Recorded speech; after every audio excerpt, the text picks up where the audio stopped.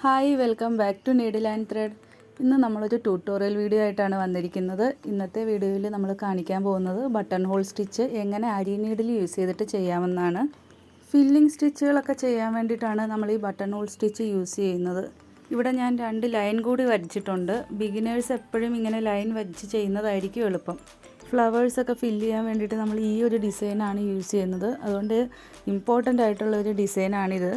Beginners എപ്പോഴും silk ത്രെഡിൽ വേണം practice ചെയ്യാനായിട്ട്. ഞാനിവിടെ സിൽക്ക് ത്രെഡ് 2 സ്റ്റാൻഡ്സയിൽ എടുത്തിട്ടുണ്ട്.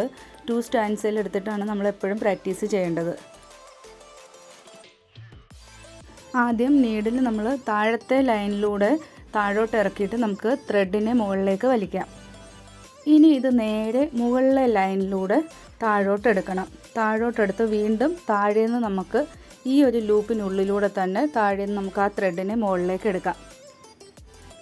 നമ്മളിപ്പോൾ മുകളിലേക്ക് എടുത്ത ത്രെഡിനെ അതുപോലെ തന്നെ താഴത്തെ ലൈനിലേക്ക് കൊണ്ടുവന്ന് അവിടെ ഒരു നോട്ട് ഇട്ട് കൊടുക്കണം.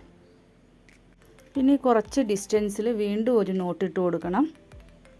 വീണ്ടും നമ്മൾ ആദ്യം ചെയ്ത പോലെ തന്നെ മുകളിലത്തെ ലൈനിലേക്ക് കൊണ്ടുപോയി അവിടുന്ന് വീണ്ടും നമുക്ക് ആ ലൂപ്പിനുള്ളിലൂടെ ത്രെഡിനെ മുകളിലേക്ക് എടുക്കുക.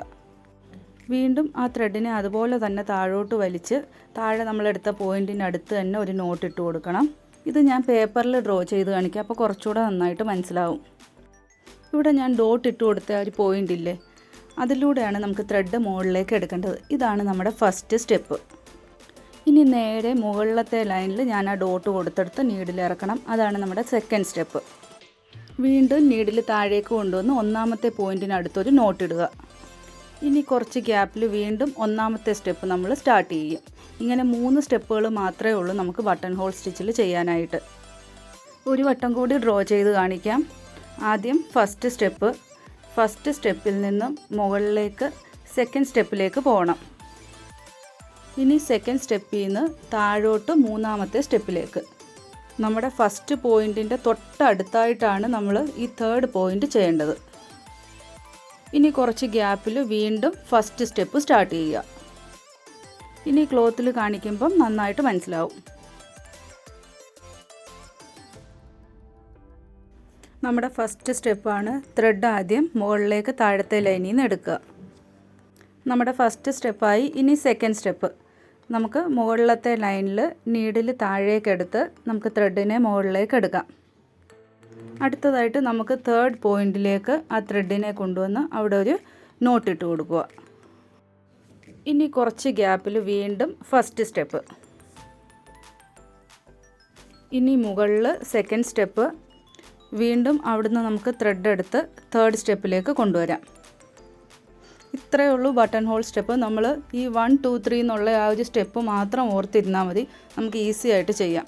ഇനി ഇതിൻ്റെ തന്നെ ഫില്ലിംഗ് സ്റ്റിച്ച് ചെയ്യുന്ന സമയത്ത് നമ്മൾ ഇത്രയും ഗ്യാപ്പ് ഇട്ട് ചെയ്യത്തില്ല. വീണ്ടും ഫസ്റ്റ് സ്റ്റെപ്പ് എടുക്കുമ്പം നമ്മൾ ഈ ഒരു ഗ്യാപ്പ് എടുക്കത്തില്ല. വീണ്ടും ഡയറക്റ്റ് നമ്മൾ മുകളിലേക്ക് പോവുകയാണ് ചെയ്യുന്നത്. ബിഗിനേഴ്സൊക്കെ സ്റ്റാർട്ടിങ്ങിൽ സിൽക്ക് ത്രെഡ് യൂസ് ചെയ്യുമ്പോൾ ചിലപ്പോൾ പൊട്ടി പോകാറൊക്കെ ഉണ്ട്. അപ്പോൾ അതിന് പകരം പ്രാക്ടീസ് ചെയ്യുന്ന സമയത്ത് നമുക്ക് മെഷീൻ ത്രെഡിൽ പ്രാക്ടീസ് ചെയ്യാം. സിൽക്ക് ത്രെഡ് പൊട്ടിപ്പോകുന്ന പ്രശ്നം ഉണ്ടെങ്കിൽ മാത്രം നമ്മൾ മെഷീൻ ത്രെഡ് 2 സ്റ്റാൻഡ്സിലെടുത്ത് പ്രാക്ടീസ് ചെയ്ത് കഴിഞ്ഞാൽ കുറച്ചുകൂടെ എളുപ്പമായിരിക്കും ചെയ്യാൻ.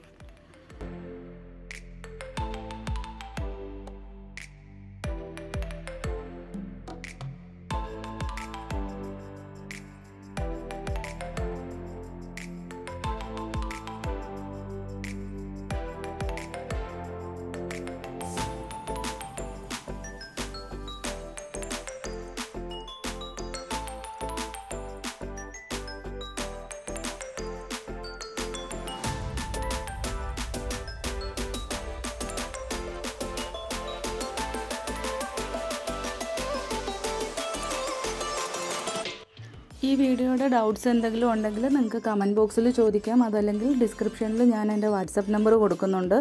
അങ്ങനെ നിങ്ങൾക്ക് ഡൗട്ട്സ് എന്തെങ്കിലും ഉണ്ടെങ്കിൽ ക്ലിയർ ചെയ്യാം. വീഡിയോ ഇഷ്ടമായിട്ടുണ്ടെങ്കിൽ ലൈക്ക് ചെയ്യാനും ഷെയർ ചെയ്യാനും മറക്കരുത്. ഇതുപോലെയുള്ള മറ്റൊരു വീഡിയോയിൽ കാണാം. താങ്ക്